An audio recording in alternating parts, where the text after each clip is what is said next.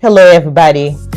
My name is Ella Marie Hem, and I'm coming to you guys from the law offices of David Liam Jr. PA. Today is our second show with the firm, and it is a pleasure to be with you today. And then we have with us Mr. David Hem, the managing and owner of the law office of David Liam Jr. PA. Thank you very much, Ella, and thank you all for joining us. It's a pleasure to be here as the managing attorney and owner of the law offices of David Lee Henry. Can you believe our show? We had a very successful in our first Yes, indeed. The first episode was great. It was also a wonderful week. For those of you who don't know, it aired the first week, which is also the week of your birthday. Oh, yeah. Happy birthday to you. Thank you very much. I had such a wonderful time with this staff today. Yes. It is always a privilege to work with people who love you, admire you, who want the best for you. Yeah. And we have a wonderful staff. I have to say that. And then the thing I usually say to people, you have to be a good leader in order for you to have some team that want to follow your lead. Indeed. Indeed. And well, you handpicked this staff, so us together. I was going to say that. of course, you spearheaded all that effort and did the diligent hard work of figuring out who was going to be best suited, and it's clear and obvious that they love you, and they showed that during your birthday week. I have to say that, and then I had such a pleasure working together with them, and then you have to say that. At the firm, we like working with people that we feel like will go the extra miles. Not just people who just work to have a job.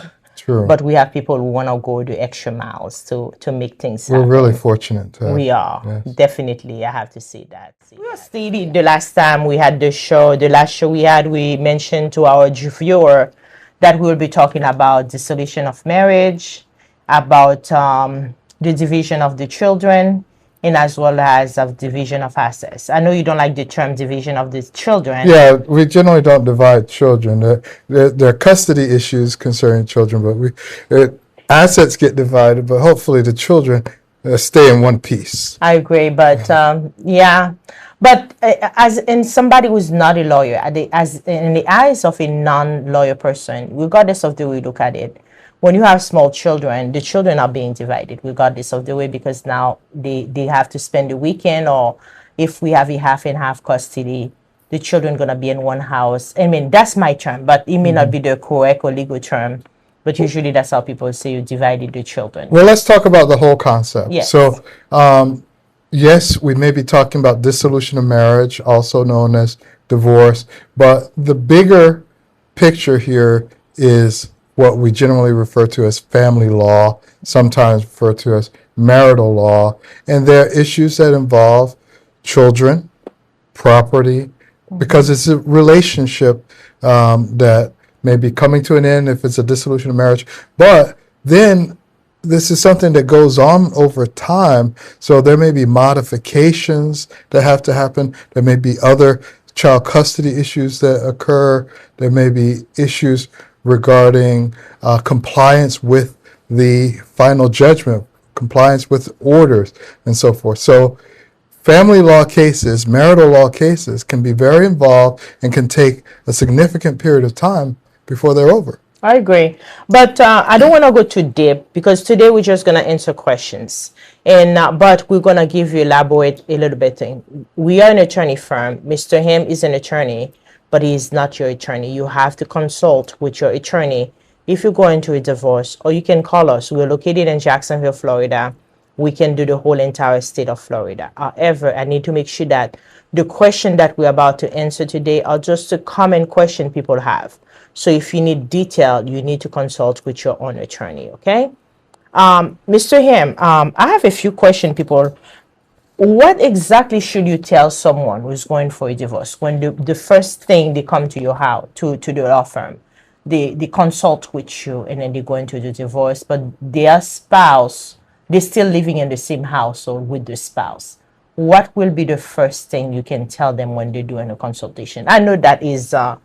Well, nowadays this is a very common situation, and like so many situations, it depends. It depends on the nature of that spouse.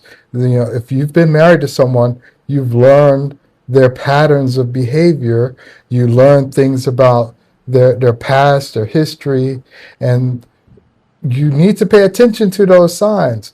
Don't close your eyes to them and pretend that they don't exist.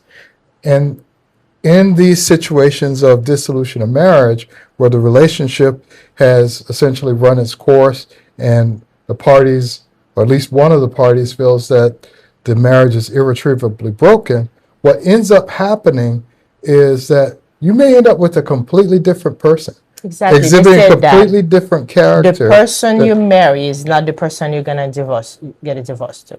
That's often true. That's so often true, the case. So for those of you who may not have caught it in the first episode and may not know it just yet, that Ella and I are married, and we're fortunate enough to have a wonderful relationship. Now, the way things start off are not necessarily the way things end further down the line. We have a lot of people who come to the office and telling you that my husband, my wife, whichever we are representing, stating that they are married to a narcissist. The thing of the matter is, it's not like the person become a narcissist. It's just because that the person you marry is not the person you're getting a divorce to. It's completely different. Emotion is involved. A hurt is involved. So therefore, the person just show who maybe sometimes the true person he was all along. Maybe that's probably what it is. So I agree with you in so many cases. And I don't think I really answered that first question you had, which was about people who still live together. So the rest of what I would say about that is be careful, because your very safety might be at stake. The safety of your children may be at stake. The emotions often are very high in divorce cases generally. And if you're still living in the same household, sometimes people don't have good anger management skills. The tempers are flaring, the arguments are frequent, and often over a little or nothing. You don't even know why was it you were arguing. And then the next thing you know, something unstable, something destabilizes. And so especially, if children are present, they should not have to experience that. You want to shield children as much as possible from all the adversity that happens in the course of a divorce. And people sometimes have these blinders and they can only see their particular hurt. They don't step back. If you can pause and step back and look at the situation from a different perspective, you may have a better chance at reaching a resolution. And often that's what happens in these divorce cases, is that in the very beginning, the parties are very much at each other's throat and just want to inflict pain on the other side.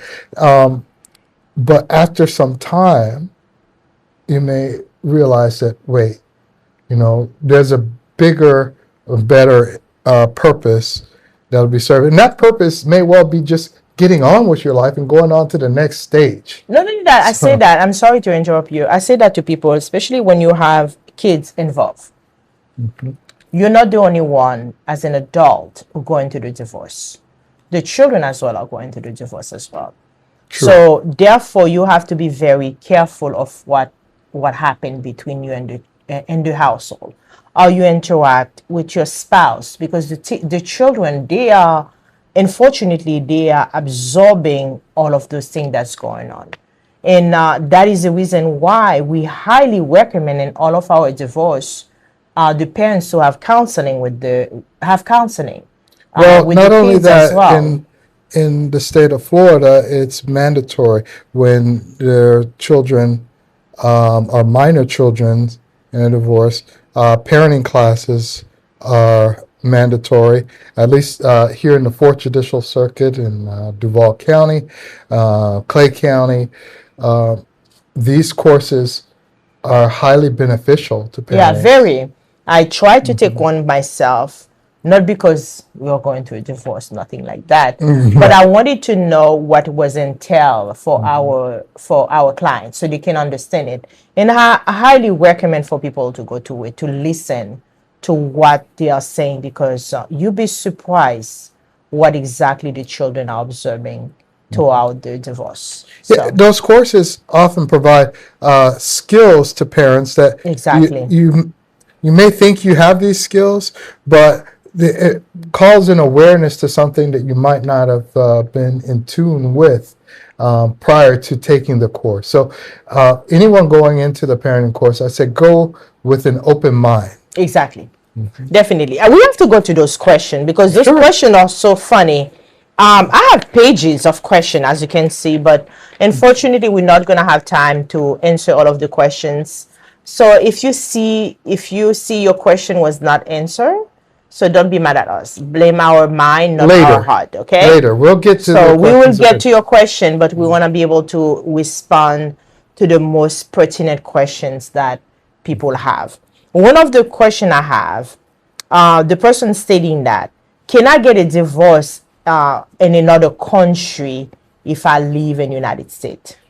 Okay. Like the answer to so many different questions is it depends on the particulars of the facts and the circumstances. Generally, yes, in another country, you may be able to obtain a divorce if that other country in their legal system adheres to the same principles that are present in the United States, and particularly here in the state of Florida.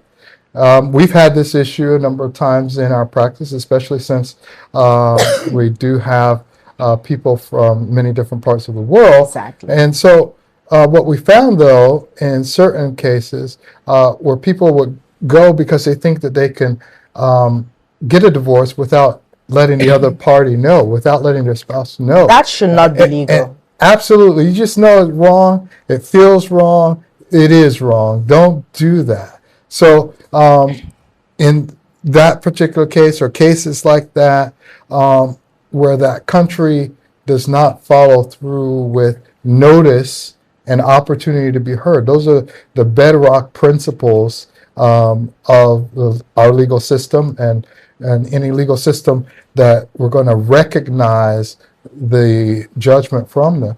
They have to be able to demonstrate that there was notice and an opportunity to be heard. So I'll make that answer as short as I can. Yes, it can be done if it's done right. So the second question we have is a two-part question, okay? The person said that, can I stop my ex from seeing our children if they have not paid child support? Or can my ex stop paying child support if I refuse visitation?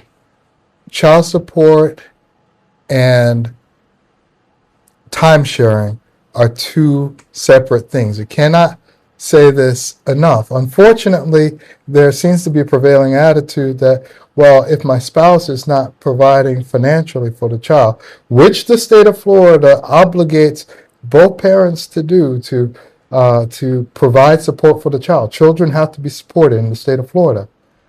But that's a separate question from sharing time with the child. And why is that? It's because it's in a child's best interest, generally speaking, that where there's a functioning, healthy parent, whether it's the mother, the father, is for that child to have all of the parental support available, possible. You want children to have access to their parents. You know what you makes so much sense. A lot of people out there, men or women, they use their children as a weapon or pawns. Pawns, yes. So it's hard to see that they come to the office, or to especially I see that a lot from men. They come to the office because they have not seen their children, and then either women, I see a lot of women accusing the father of some stuff, something that's seriously, really, you have to understand that those children, they may be children today, but later they're going to be adult. I agree. Now, I don't want to make too many generalizations, but I do see exactly what you're saying. And whether it be the father or the mother, the male or the female, and I do want to say in the state of Florida, both parents under the law are recognized equally. That hasn't always been the case historically, but the laws of Florida provide the mother and the father equal standing under the law. And so if the parents are fit, they're not allegations of unfitness. These financial obligations of child support do not provide a reason to hold or withhold the child from your parent. And to your point, time is the most valuable asset anybody has. It's, there are several things we can say about time. Is that, first of all, we don't know how much time we have. Secondly, it's an asset that's always running out. And so, and there are other things that we could say about it. But the child further down in life may suffer or deal with the consequences of these attitudes and decisions that are taken while the child is young. I mean, I say that to people. You be surprised. Yes, your husband or your wife, your ex-husband, your ex-wife may be a terrible spouse, but that doesn't qualify for them to say that they are a terrible father. You need to let the children, or mother, you will need to allow your children to create a relationship to their maternal or paternal side of the family. And it's sad to see now a lot of people are using that as a weapon and as a pawn, like you said. It's hard. It's very hard to see that happen all the time. So we're not gonna keep in one question, because I know that if we do, you have more questions? Oh my God, you said 45 questions. The reason I'm saying that, I don't want to stay in one question, because in one question we can have so many layers in one question. So therefore we're just giving just the surface. So if you need additional information, you're going to a divorce, I will highly recommend for you to consult with an attorney or call us. We'll be glad to sit down and help you, and then we'll go from there. Our phone number is going to be on the bottom of the page. So if you need to have a consultation, just give us a call. We'll be glad to help you. So I have to make it fun. We have to talk very casual in that. One of the viewer asked a question that was the most funniest question ever for me, in my opinion. He said, can I pay my alimony in pennies? Is that illegal? Interesting. So, these questions are engaging and interesting, but I hope you're not really seriously considering that. Now, there are many different avenues and methods of payment. On the one hand, money is money, right? Yes. So, but if you're paying through the court registry, I doubt that you would be able to come and make that payment in pennies. Maybe if it was a very small amount, but I seriously doubt that you'd be able to do that. And who would you be annoying? Who would you be frustrating? You'd be annoying the clerk. That's, I think the clerk that's not who you're trying to. But let's say that you have to pay them. You have to give them the money without the clerk. So can you do that in pennies? Now, so if you were making direct payments and you wanted to ship that payment in, I think in theory you could, but at the same time, if this matter were to come up to the court, it would reflect very poorly on you, because it shows a lack of maturity. And so when you look at these family law cases in court being litigated in front of the judge is essentially evaluating your capacity to either whether we're talking about children, be a parent, or to be a former spouse. It's a maturity question. And Okay, so in that case, there may be adverse consequences. So in that be case, careful. I have to say that the next question will be very petty. That person said that, can I put in, if I write a check for my alimony, can I write in the memo of the check for winning my life? For winning my life. Well, I cannot even say the word. Go ahead. Winning my life. I'm sure, As a memo. surely you could. But is that legal or illegal? No, I doubt that there's any law against it. And first of all, and there's a principle in law called legality, which, if it's not expressly illegal, it's legal. But I would certainly recommend against doing that because you're making a document. You're making a document, and at the moment it may feel good, the document that you made, but it could come back and to bite you in the rear, as they say. So think long, think hard before making these decisions. Somebody asked, can I change the Netflix password while going through a divorce? Do I need to wait for the divorce to be final? Wow. So,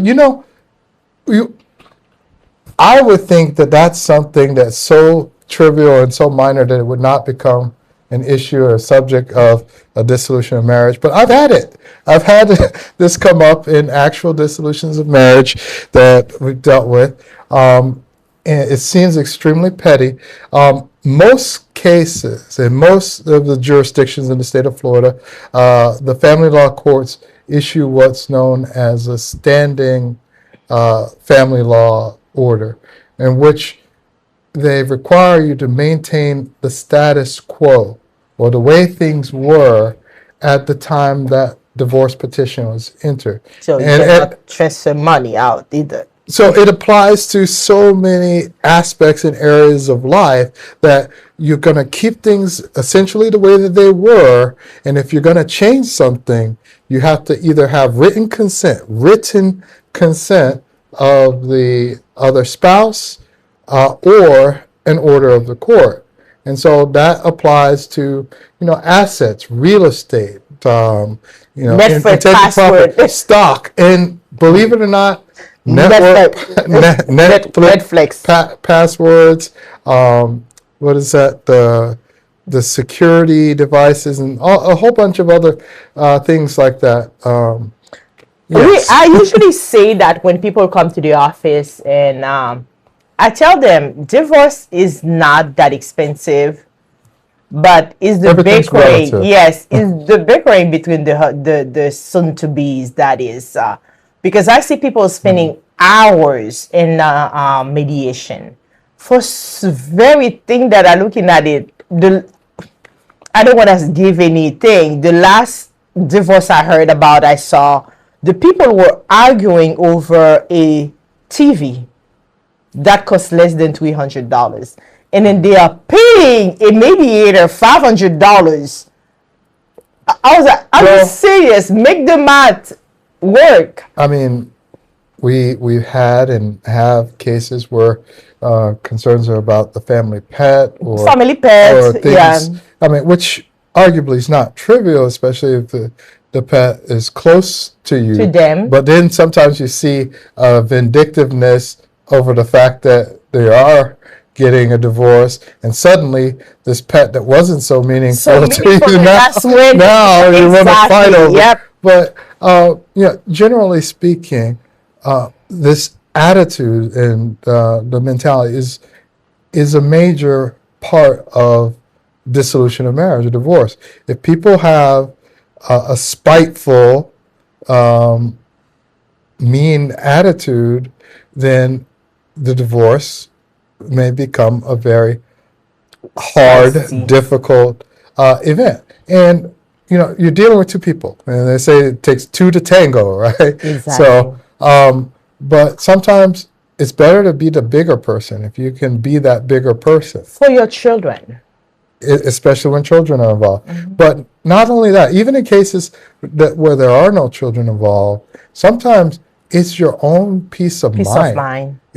How much is that worth? What's the value of, being able to be mentally free?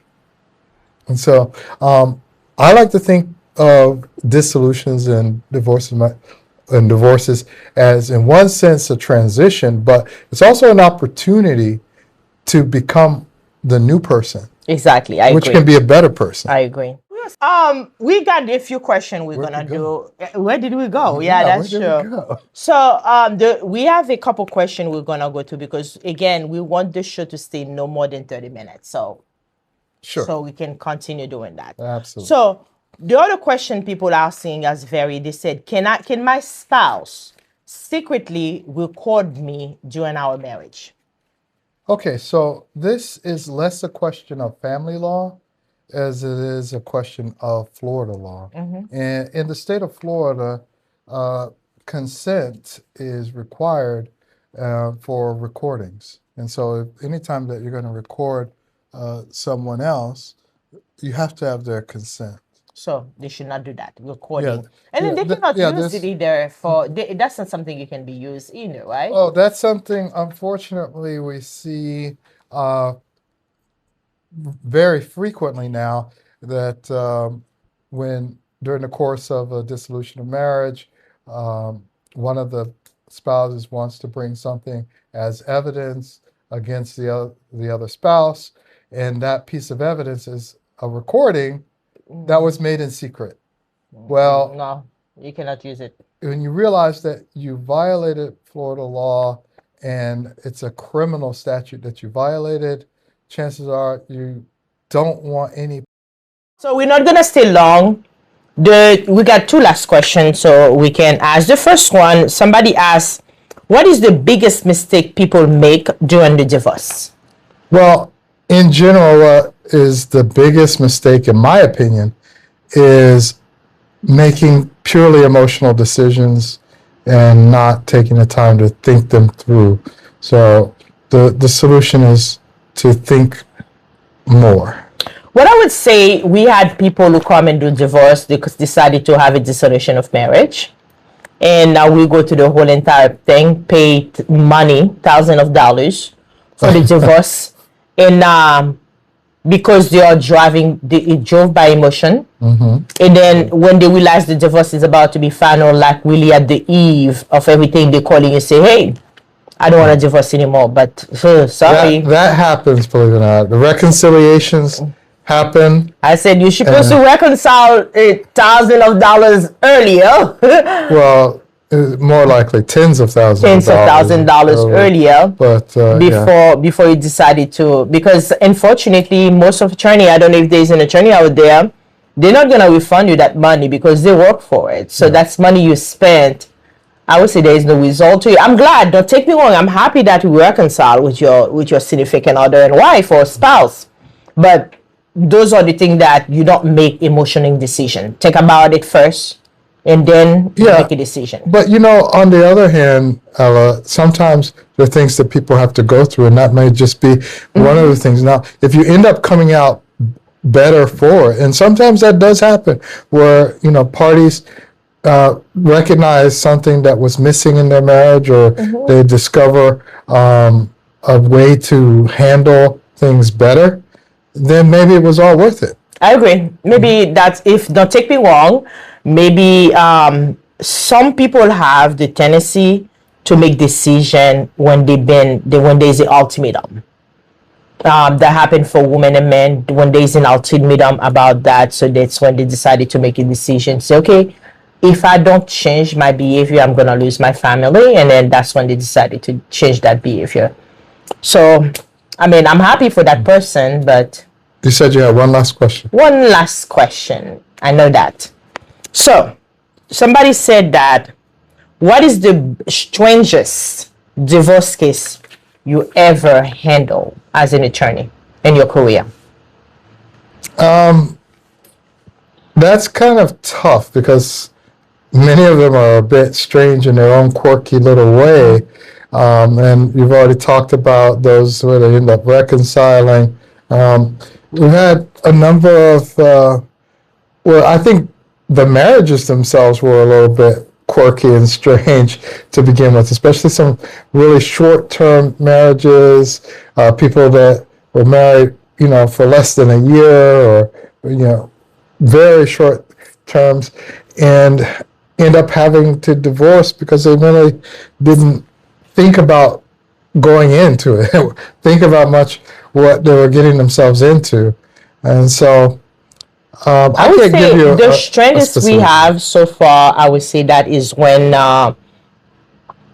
they go through all that, the kids end up being abandoned. When I say abandoned, because it's the whole fight, and then the children are taking it in, and then realize that mommy and daddy are not fighting for me, they're fighting for thing. So it's to see the kids getting out of that divorce with less love they felt before. So those are the things to me that's really hard to see when kids are not the focus point of the divorce. That for me is the strangest, and then for me is the hardest, I would say. To Now, see those kids. unfortunately, it's we see more than a small number of those. Yeah, those are the things that really hurt me to see. Kids are not being careful during the divorce, and it's hurting me a lot. So that is the end for the day. I am so grateful. I don't know, guys, if you want us to continue in divorce. I'll be glad, because we got a bunch of questions that was not answered. Just let us know. We'll be glad to do it. Otherwise, we'll be talking about criminal next time. Yeah, we could have ended on a happier note. I know, but okay, go ahead and hand up on the happy note. What is the happy Oh, note? no, we're out of time, but I think criminal should be interesting when we get I to it. know, criminal. You know what I'm thinking? If we're gonna do criminal, we need to get one of our legal assistants in that show to talk about criminal Well, cases. let's see. I mean, we talked about them a little bit in the beginning. Let's see if we can get somebody on. I think we should have that. We should have one that they all answering questions to see, because here everybody do everything. Well, why don't you let us know? Do you want to see the others who work with us, see the members of our staff come on the podcast? Send us your answers or put it in the comments. Be sure to like and subscribe to us here on YouTube. And the bottom Life of and the Law. page, you're gonna see all of the places that our podcast or information are in. So we'd like for you guys to check it out and let us know. I mean, give us some critics. Tell us what we're doing wrong, and also tell us what we're doing right, because the show is for you. So thank you very much for watching. Until next time, have a good day. So we.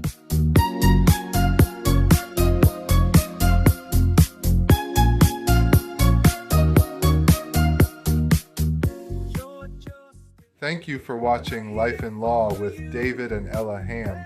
This podcast is for general informational, educational, and entertainment purposes only and is not legal advice. David Ham is a Florida licensed attorney and member of the Florida Bar. Ella Ham is not an attorney and serves as the non-attorney office manager of Ham Law.